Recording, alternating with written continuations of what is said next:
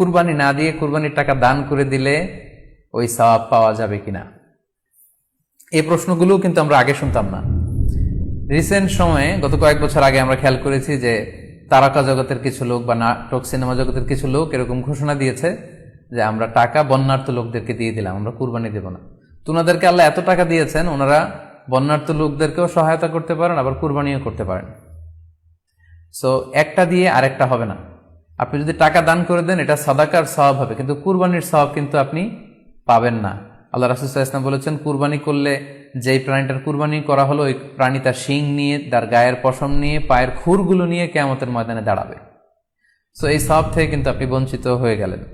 তাই এ ব্যাপারে সুস্পষ্ট কথা হচ্ছে, আপনি যদি কুরবানির টাকা দান করে দেন, দানের সওয়াব হবে, কিন্তু কুরবানির সওয়াব হবে না, এবং কুরবানির এই ওয়াজিব বিধানটিও কিন্তু আদায় হবে না। আপনার উদ্দেশ্য ভালো, কিন্তু আপনার পদ্ধতিতে সমস্যা। আপনার উদ্দেশ্য হচ্ছে যে বন্যা দুর্গত মানুষ, সাতক্ষীরাতে বা আশেপাশের জেলাগুলোতে বন্যায় মানুষ না খেয়ে মারা যাচ্ছে, আমি টাকাগুলো দান করে দেই, তাহলে বেশি তারা উপকৃত হবে। আমি বলবো যে আপনার যদি সামর্থ্য থাকে সেক্ষেত্রে আপনি বন্যার্থ লোকদেরকে দানও করেন, পাশাপাশি কুরবানিও করেন, দুই জিনিস। অথবা আপনি যদি শুধু কুরবানি করতে চান সেটাও আপনি করতে পারেন, আপনি কুরবানি করবেন, এতে করে কিন্তু আপনি যে দান করতে চান আপনার এই পারপাসটাও কিন্তু সার্ভ হবে। কিন্তু কুরবানির টাকা দান করে দিলে কখনো কুরবানি আদায় হবে না।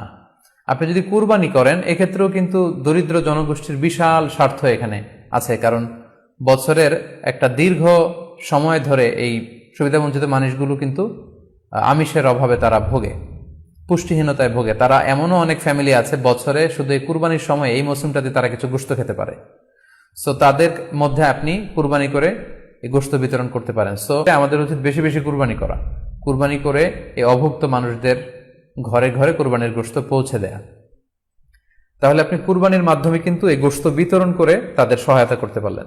পাশাপাশি যারা খামারি আছে, আপনি কুরবানি করলে এই তাই খামারিদের এই ব্যবসা প্রসেসেও কিন্তু আপনি অংশগ্রহণ করলেন।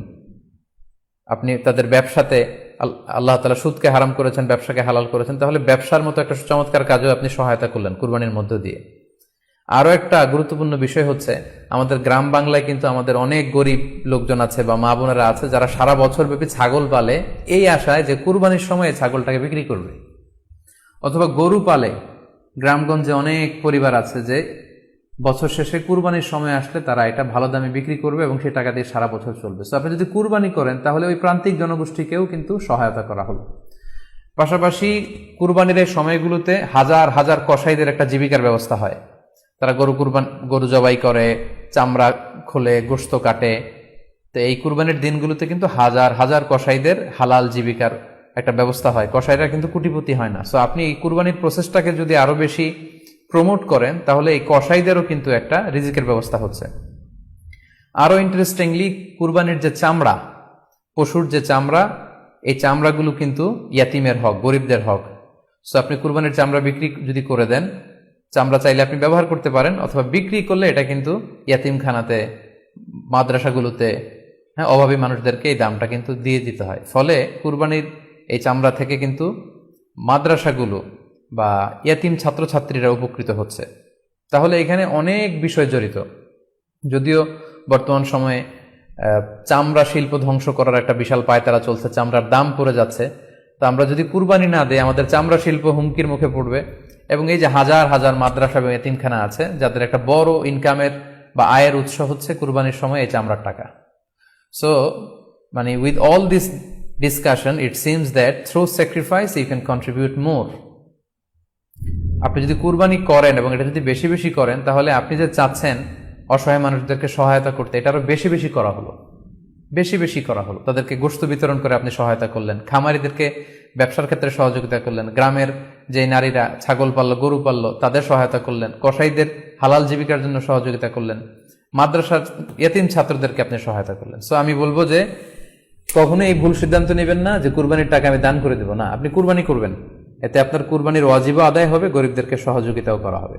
সেক্ষেত্রে যদি আপনি স্বাস্থ্য ঝুঁকি মনে করেন সেক্ষেত্রে আপনি সরাসরি হাটে যেতে না চাইলে অনলাইনে গরু ক্রয় করতে পারেন। আরো একটি সহজ পদ্ধতি আছে, সেটা হচ্ছে যারা শহুরে জীবন যাপন করছেন, শহরে আছেন, তারা চাইলে কিন্তু আপনার গ্রামের আত্মীয় স্বজনদের কাছে আপনার টাকা পাঠিয়ে দিয়ে কুরবানি আদায় করতে পারেন।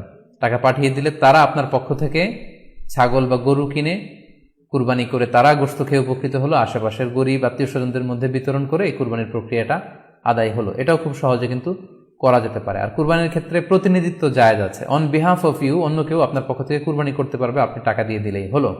আর যারা হাটে যে নিজে দেখে শুনে গরু ছাগল কিনে এনে নিজে কুরবানি করে সব ব্যবস্থাপনা করতে পারবেন, আয়োজন করতে পারবেন, সেটা সবচাইতে ভালো।